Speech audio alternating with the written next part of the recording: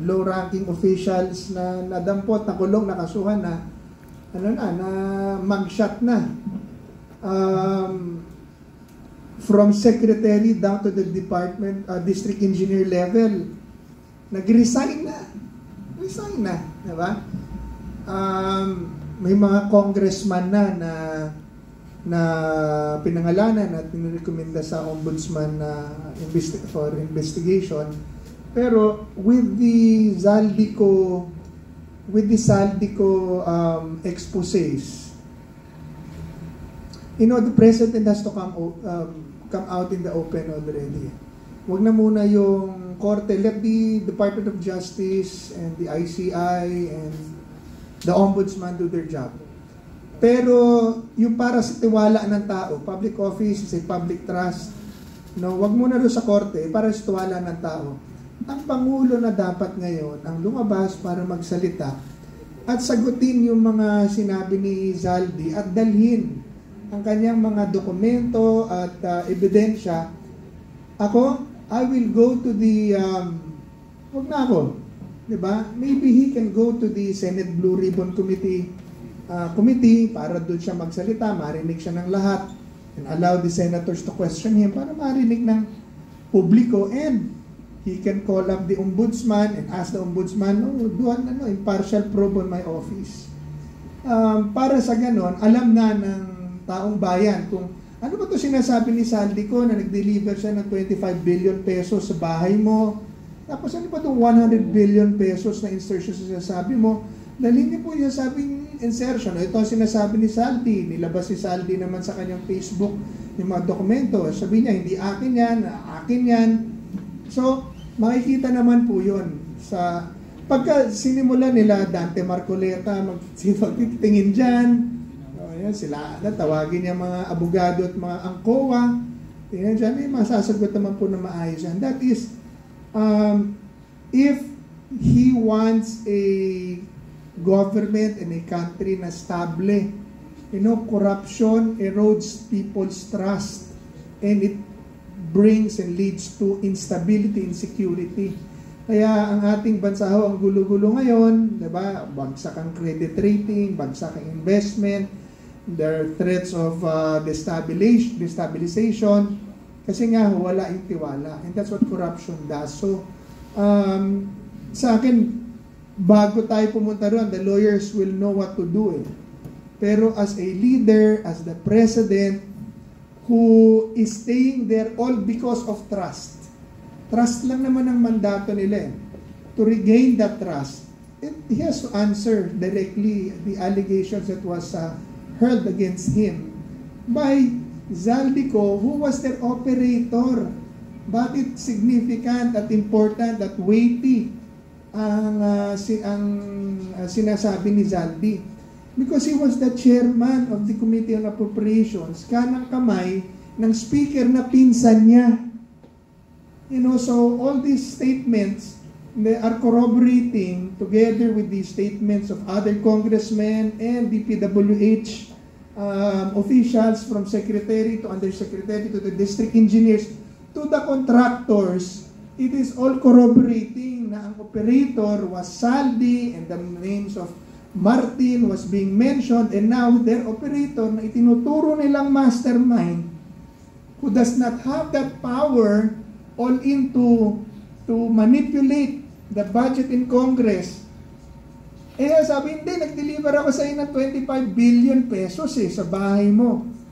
Tapos, hindi, utos sa akin ni speaker to, utos to ni Amina Pangandaman, utos nila lahat ito nag-confirm ako sa kanila. He has to answer that. Yun po ang palagi kong hinahanap ng tao ngayon. Diba? Yung kaso, let go through its process. Pero ngayon harapin mo kaya nagrally si INC, kaya nagrally si Romano Katoliko. It's not about the case.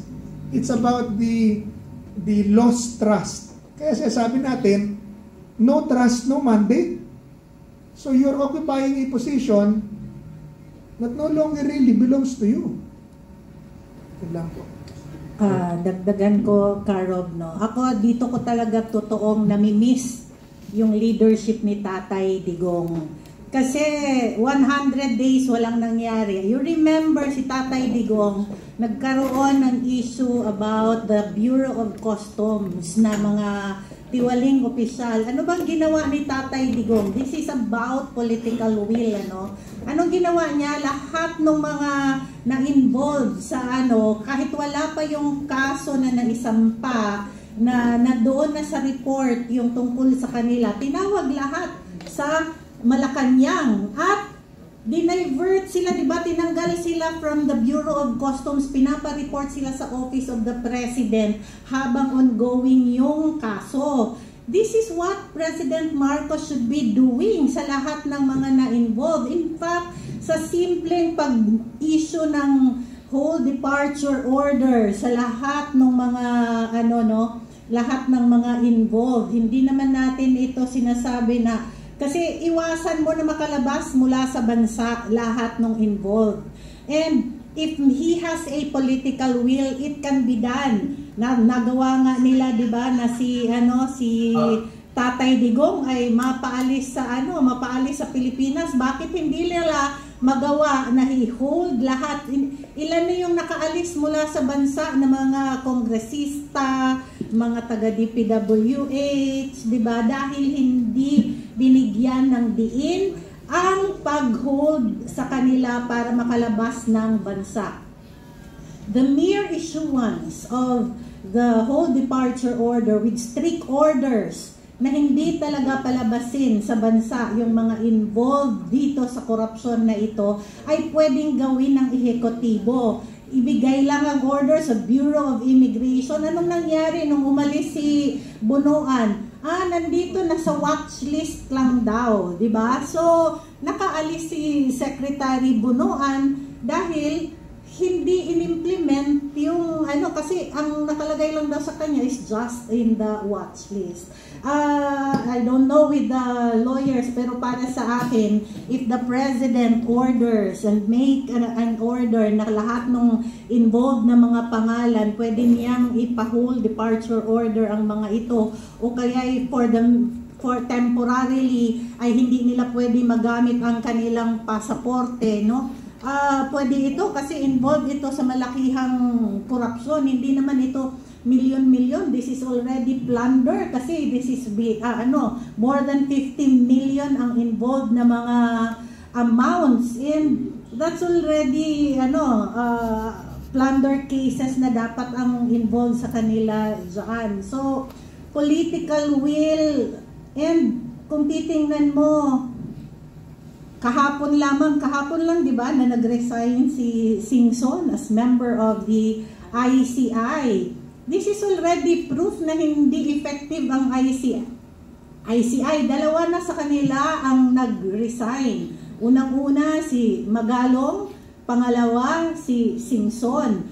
If they believe in the ICI, if they believe that what they are doing can change the lives of the Filipinos, they would not resign. Pero sa tingin ko, nakita nitong mga tao na ito na walang patutunguhan ng ICI na investigasyon kung kaya't sila ay nag-resign. You know, it is a privilege to be placed in such a prestigious ICI kasi wala nang ang PACC. Pero, di ba, kung ikaw pinili ng Pangulo to do something that would make a great transformation for the country, hindi mo to bibitawan. And these are individuals na hindi naman basta-basta.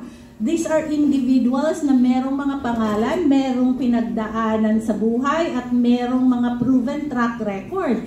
The fact that they resigned, that means surrendered na sila, na wala silang magagawa dito sa ICI. So, ang suggestion ko kay Pangulong Bongbong Marcos, buwagin mo na yung ICI at magtrabaho ka ng maayos, ipakulong mo na yung mga dapat makulong at huwag mong palabasin ng bansa.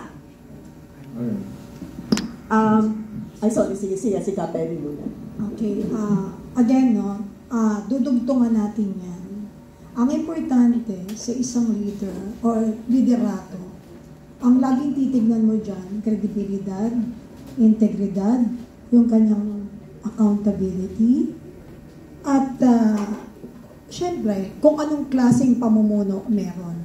Ngayon, tungkol dun sa mga taong nabanggit po, kahit hindi under oath kung talagang gusto mong bigyan kagad ng isang agarang pagpapakita sa sambayan ng Pilipino na ikay talagang gusto mo ring makamit yung katotohanan para sa ikagaganda ng bayan at magkaroon ng isang magandang resulta yung paghahanap natin ng kasagutan sa korupsyong naganap sa ating bansa.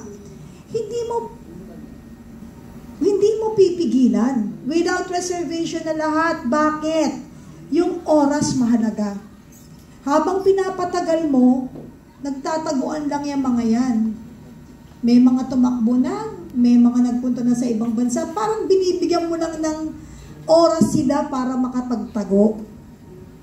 So kung talagang ikaw ay inosente at talagang bukal sa iyong puso na magkaroon ng justice yung mga nagaganap sa ating bayan, na syempre, you cannot deny kahit hindi ikaw ang gumawa. Lahat kasi as the head of the Philippines, no, ng ating bansa, ikaw lahat yan. Ganun po, hindi mo pwedeng sabihin, hindi ako siya, hindi ako siya. Sasabihin ng tinuro niya, hindi ako siya. Anyway, ando na po tayo sa parting yung dumaganap na bend the law. Nabibend nga nila yung law, hindi nila ibahin para mas-simplify na masolusyonan ang laganap na korupsyon sa ating bansa. Sa papaanong pamamaraan, lahat ng involved, kunin nyo na muna, hindi naman yung sasaktan, hindi naman yung pipigi, hindi naman yung bubusalan ng bibig kung talagang hindi ka guilty sa nangyayari, not unless na ikaw pa rin ang kumukumpas sa mga agency na binuo mo para magkaroon ng hustisya, yung sinasabing korupsyon. And why is it, yung mga naging kinatawan, sabi nga ni Ka-Astra ng ICI, makikita mo talaga yung klase ng tao. Bakit nagre-resign? Dapat ba yung mga nag-resign na mga head ng agency, papayagan mo kaagad? No. Kung talagang gusto mo talagang malaman ang totoo at maibigay sa taong bayan ang panawagang hustisya at kasagutan, lahat sila kunin mo. Walang magre-resign. Anyway, hindi ka naman basta-basta magre-resign pag hindi mo in-accept Pag in-accept mo yung resignation nila, parang sinabi mo, tumakbo ka na, magtago ka na, huwag ka na magsasalita, i-safety mo sarili mo. No! Kasi may clearance pa yan, hindi naman tayo basta-basta Ano nangyari ngayon? Taas na pa yung mga nag-resign. Nagkaroon pa ng magandang turnover para ipakita sa tao that they are not guilty. Bilang head ng agency, at kung yung mga secretary level at undersecretary, accountable ka sa lahat na nangyayari sa ahensya kung saan ka naglilingkod. So resignation is not the answer. Ang resignation, pag in-accept nila yan, parang kasabwat ka, na pinifree mo sila para wala na magsalita. Hanggang ngayon, gagawin mong uto-uto ang Pilipino? Hindi pwede yun. Resignation is not the answer para sa ating panawagang hustisya sa laganap na korupsyon sa ating bansa. Humarap kayo sa taong bayan. Accountable kayo sa lahat na nangyayari. Kahit sabi mong hindi ikaw nagnakaw. You must know as part of that agency na naging involved sa korupsyon. Yun lamang po. Alright. Sige po, I'll try to